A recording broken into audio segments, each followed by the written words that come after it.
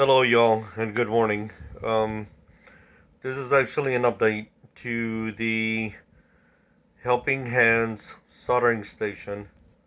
The reason why I'm having to do an update is because I'm in pondering several items that I described as scrap are truly not scrap unless I point to them otherwise. This is a PVC pipe scrap. I had it. It was not from a previous project. This PVC pipe is purely scrap. It's not even rated for water use. It was part of a decorative item, and in doing so, I cut it down. The wall is too thin to be used for water. This scrap piece of metal is truly not scrap. It was something that was thrown out by a neighbor of mine that goes out and cleans out businesses. This piece of metal is actually machined with inset mounting locations for screws. This piece of metal here, believe it or not, it was actually part of a display, a store display. So there was a PCB board mounted to this piece of metal that would show. You can literally see that this location here was where it was mounted to the store display, and in the center was a computer board that was used to either control lights or something of that nature for a store display. I removed the PC board, and the lights are still inset to the store display. Okay, moving on. This is a purchased piece of, I believe, 6 or 5 foot piece of copper tubing, along with the bulk copper caps. Bulk purchase because it's a better deal. Okay, this item here is not a scrap piece of galvanized aluminum. This was part of a roll that I had purchased because I am also familiar with plumbing. This is used to strap down PVC piping inside a wall for home or commercial use. So you put a PVC pipe in a wall and use this to strap it down to a wooden stud. Now moving on, these are not scrap pieces of items either. This happens to be a automotive piece from a tire valve, or what's called a Schrader valve. Okay, this is not a scrap piece of metal. This is machined. It is cut here, and it also has a rounded or fluted bottom. Okay, in doing so, it catches this screw that would be from this soldering iron. But this is not the original screw for the soldering iron. This is a longer screw that happens to be able to grip this piece of sheet metal. Now I'm calling it a piece of sheet metal because it's no longer going on the tire. Okay, so going back to this. This is not an ordinary piece of sheet metal.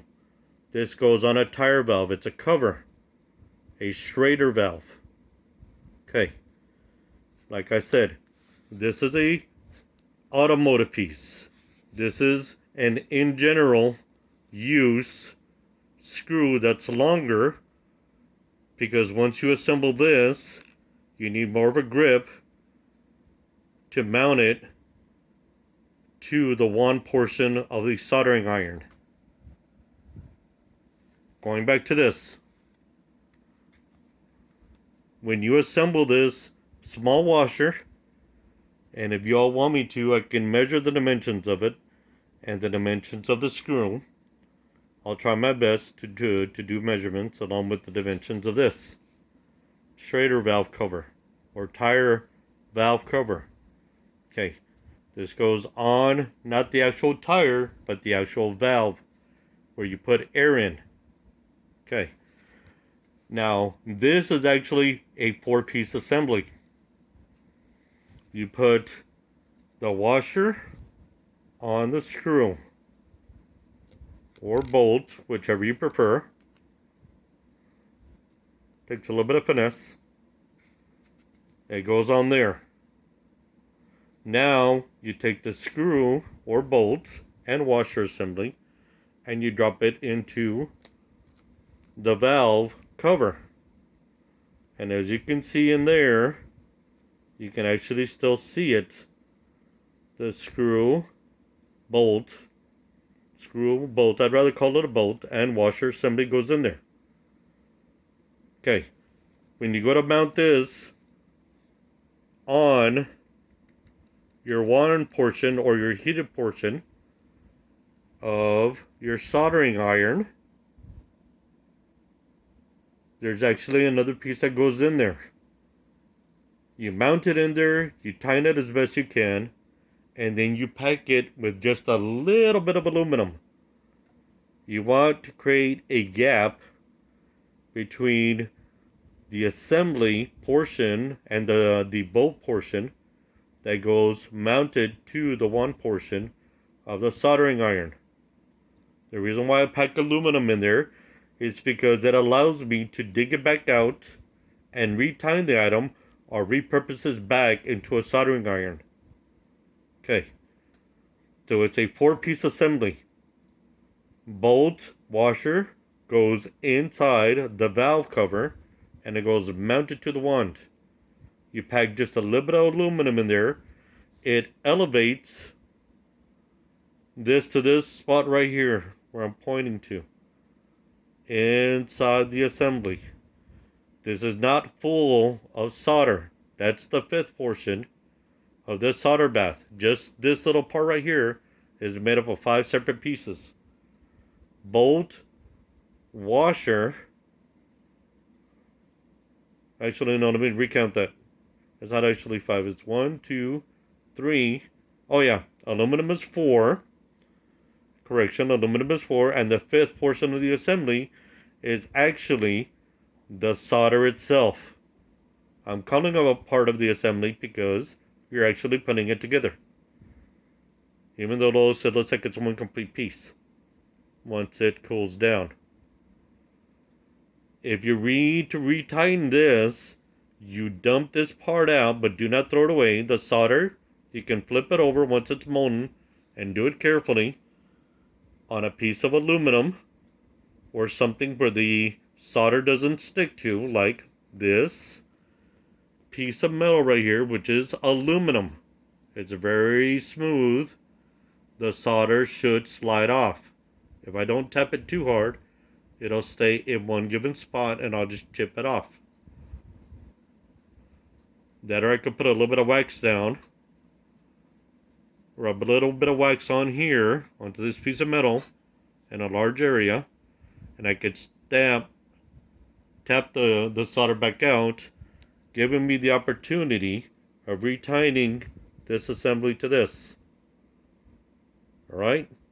The reason why I'm having it stated this way is because by no means is this perfect. Heat expansion and cooling will cause this to loosen itself after a while. Don't kid yourself. This is not a fused assembly piece. This is 5 separate pieces. And it will loosen itself after a while. Give yourself the opportunity to retighten it by packing it with aluminum. Aluminum foil. Real thin sheet of aluminum foil. Crumb it up into a little ball. Stamp it in there. Elevate it. And give it a gap between the aluminum and the top of the actual bolt, which is a Phillips head. Or it could be a flat head, whichever you prefer, so long as it fits into the assembly and it grips the wand. So remember, this isn't perfect, but I did my best to make it efficient. This heats up very quickly, liquefies the solder, and in doing so allows me to be a little bit more efficient. There's not a lot of heat soak in this thin sheet of tubing, which is the valve cover. Okay, so that was my update to this video, because once again, this is not a truly scrap piece of metal. This is a scrap piece of PVC. This is a purchased piece of copper tubing. This is a purchased piece or roll of galvanized PVC strap. The majority of the pieces that are on here on this assembly were purchased. But once you purchase them and you have them available to you, they are not free. But you can repurpose them. This is automotive. This is electrical test. This is an automotive electrical connector. This is a tester portion. Electrical tester, grip, alligator, clamp. Okay, so we have plumbing. We have automotive. We have electrical. We have repurposed metal. We have automotive. We have plumbing. Okay. And of course, we have more electrical items here. We repurpose items as we need them in order to be more efficient or more cost effective. I appreciate your patience. My apologies if I've misled anybody. That was not my given intention. But remember, do not throw away anything if you can avoid it. Some things that are other people's scrap can be repurposed. This was a store assembly from a countertop. It might have held a PCB board that would control LED lighting, I believe. I'm not too familiar with it, but I believe that's what it was for. Thank you and bye.